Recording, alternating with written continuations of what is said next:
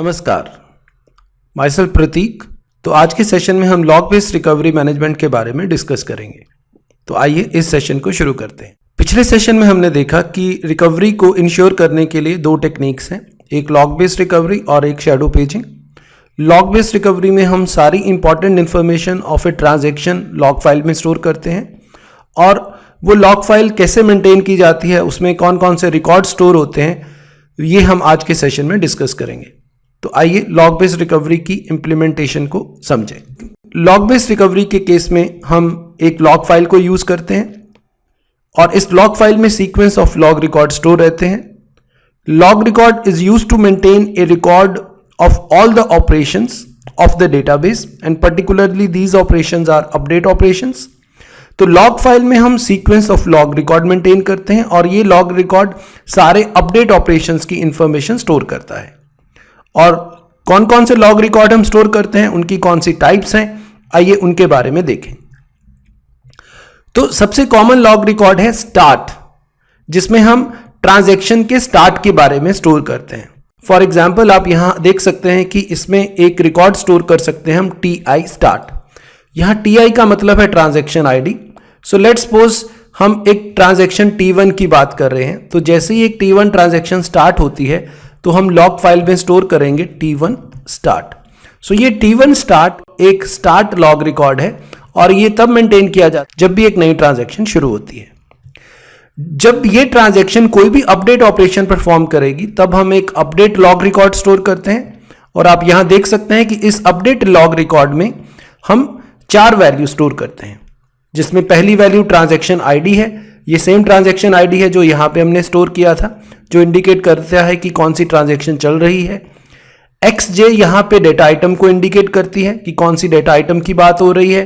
V1 उसकी old value को indicate करता है, जबकि V2 इसकी न्यू वैल्यू को इंडिकेट करता है। तो यहां ये समझना जरूरी है कि ट्रांजैक्शन ID ट्रांजैक्शन का नेम है या ट्रांजैक्शन का ID है। For example T1। XJ जो है ये डेटा आइटम को रेफर कर रहा है।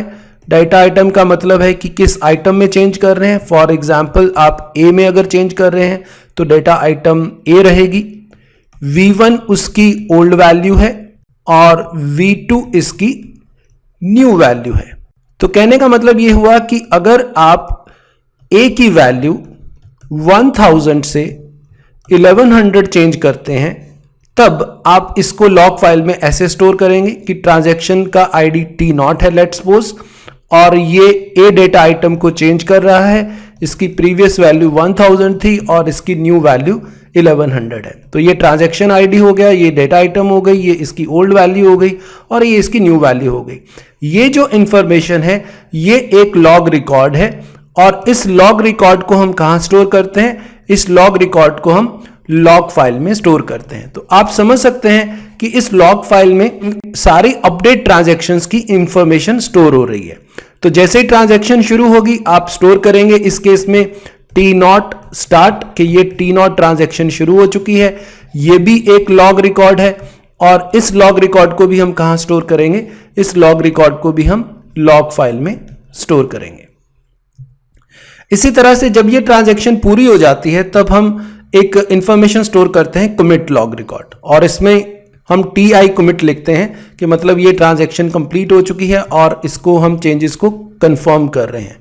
तो जब T0 कंप्लीट हो जाएगी तो हम स्टोर करेंगे लॉग रिकॉर्ड T0 कमिट। सो ये भी एक लॉग रिकॉर्ड है और ये लॉग रिकॉर्ड भी कहां स्टोर किया जाएगा? ये लॉग रिकॉर्ड भी लॉग फाइल में स्टोर किया जाएगा। So this is third type of log record जिसकी हम बात कर रहे हैं। और अगर हम इस ट्रांजैक्शन को कैंसिल करते हैं तब हम स्टोर करते हैं TI abort। तो फॉर एग्जाम्पल तब हम लॉग फाइल में स्टोर करेंगे T0 abort। सो T0 ट्रांजैक्शन ID हो गया, abort का मतलब ये हुआ कि हमने इस ट्रांजैक्शन को कैंसिल कर दिया है। सो ये fourth type of log record हुआ। कहने का मतलब ये हुआ कि हम 4 तरह के लॉग रिकॉर्ड स्टोर करते हैं। पहला हुआ ट्रांजैक्शन ID स्टार्ट, दूसरी टाइप हुई transaction ID, then data item, then उसकी ओल्ड वैल्यू, देन उसकी न्यू वैल्यू।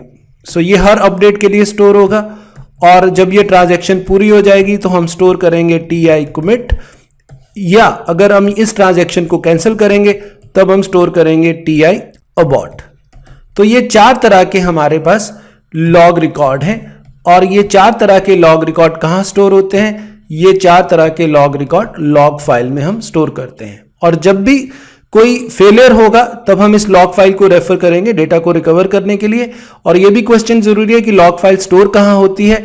हमने पिछले सेशन में डिस्कस किया था कि लॉग फाइल हम स्टेबल स्टोरेज में स्टोर करते हैं क्योंकि in case of failure we have to refer this log file to recover the data. तो एक ऐसी जगह स्टोर करना है जहां पे चांसेस ऑफ डेटा लॉस जो हैं वो 0% हो, यानी डेटा कभी भी किसी भी सिचुएशन में लॉस यहां पे ना हो। तो अब इस डेटाबेस को इंप्लीमेंट करने के लिए जो हम एल्गोरिथम यूज करते हैं उस एल्गोरिथम का नाम है इमीडिएट डेटाबेस मॉडिफिकेशन। तो ये इमीडिएट डेटाबेस मॉडिफिकेशन क्या है इसको हम अगले सेशन में डिस्कस करेंगे और कंप्लीटली समझने की कोशिश करेंगे कि कैसे इमीडिएट डेटाबेस मॉडिफिकेशन को यूज करके हम डेटा को रिकवर करते हैं। तो इस सेशन में इतना ही। Please subscribe to this YouTube channel to receive latest video tutorials on topics like data mining, machine learning, DBMS, big data, NoSQL in a very simplified way. We have created multiple online courses over Udemy platform जो इन सभी subjects को बड़ी अच्छी तरह से simplified वे में video sessions के through समझाते हैं। एक कोर्स का नाम है सिंप्लीफाइड अप्रोच टू DBMS जो पूरी DBMS को कवर करता है। अनदर कोर्स है सिंप्लीफाइड अप्रोच टू SQL जो SQL के सारे कंसेप्ट को कवर करता है। Mastering PL/SQL and mastering machine learning. All these courses are available at Udemy platform. तो अगर आप वीडियो सेशंस के थ्रू इन कंसेप्ट या इन सब्जेक्ट्स को सीखना चाहते हैं तो please join these Udemy courses.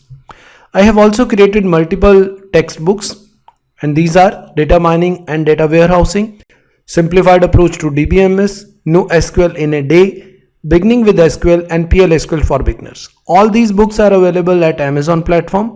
To read more on this, you can refer my website prateekbhatia.com. Thanks for watching this video. Bye bye.